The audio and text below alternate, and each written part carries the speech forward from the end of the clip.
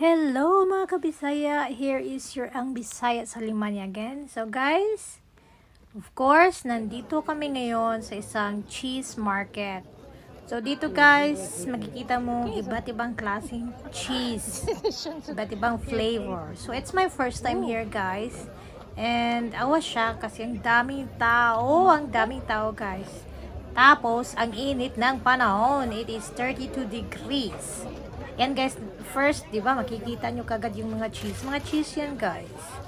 Ayan, that is kind of cheese dito na makikita mo sa iba't ibang, I'm sure na sa iba't ibang country sa Europe din siya makikita.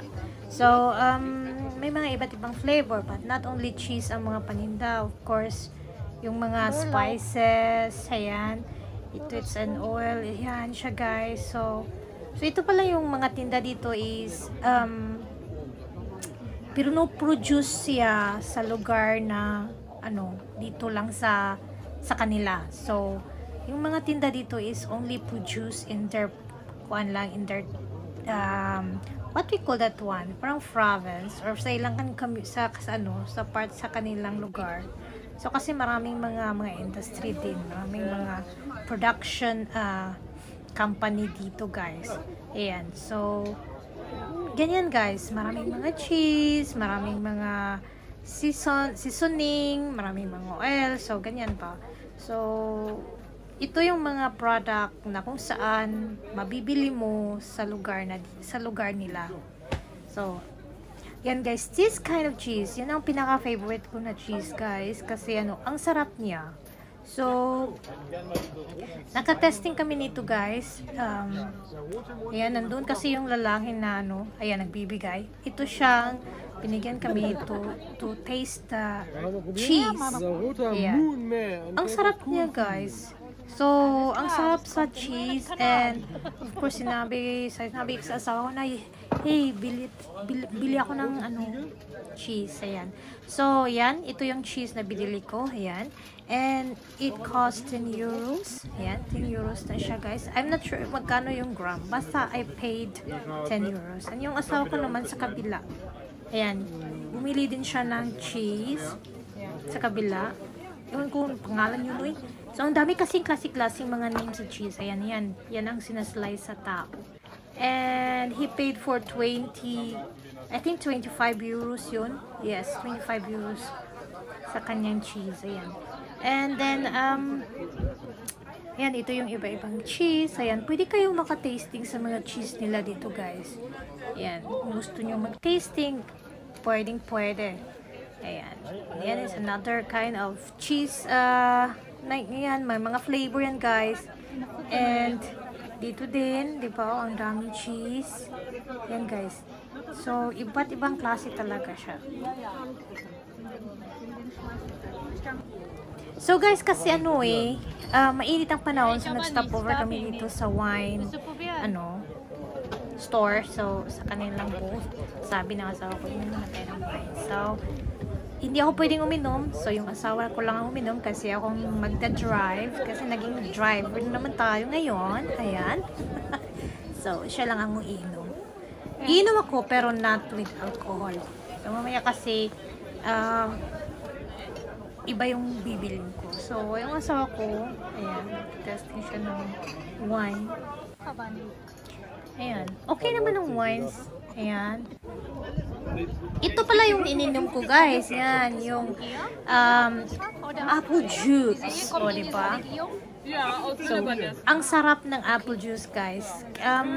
Nabibili din sa area nila itong apple juice na to.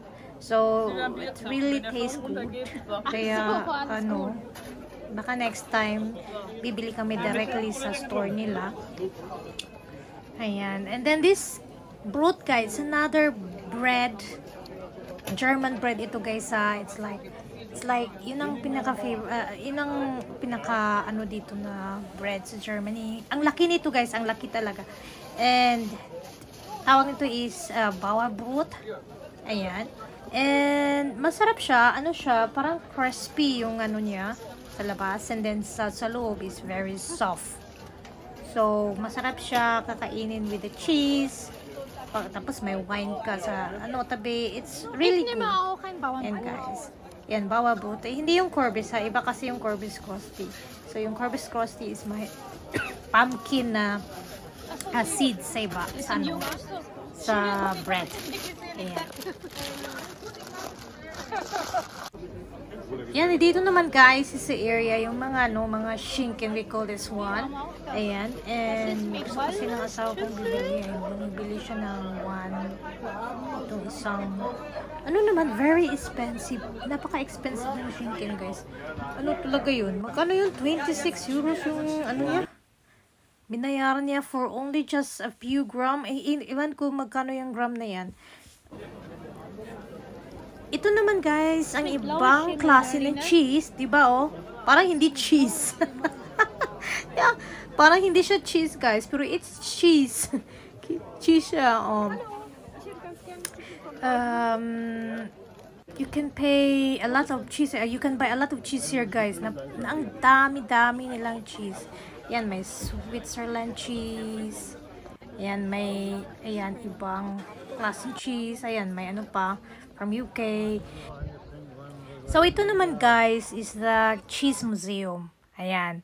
I'm thinking really na open sila ngayon, but it's closed the museum. So, parang na-disappointed ako kasi gusto ko talagang makita or mag-explore sa museum na anong ginagamit nila, anong ginagawa nila sa cheese, ganyan ba. So, but not.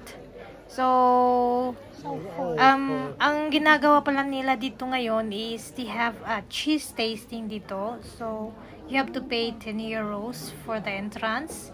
That is, pwede ka na maka-cheese tasting and you have 1 free drinks. Na kung saan you have to wait kasi ang taas ng linya. So, sa akin hindi ko gusto and I think I will not go back there anymore doing this kasi it takes time, taas ng linya, and I think it's not worth it ang 10 euros for this. So, pwede ka namang mag-cheese tasting sa labas, diba? So, parang ganun ang nangyari. Tapos, dami pa namang tao. Ayan. Ito guys, ito yung how they make it here. Ayan, may bread. Tapos, hindi naman kalakihan yung mga slice sa cheese. So, iilan lang. So, ang liit. Nakikita nyo naman sa plate ko, diba? Yun lang guys. So, parang para sa akin, hindi siya worth it. So, but, at least I try. O, diba? So, guys, dito na tayo magtatapos sa aking video and thanks for watching. See you next time!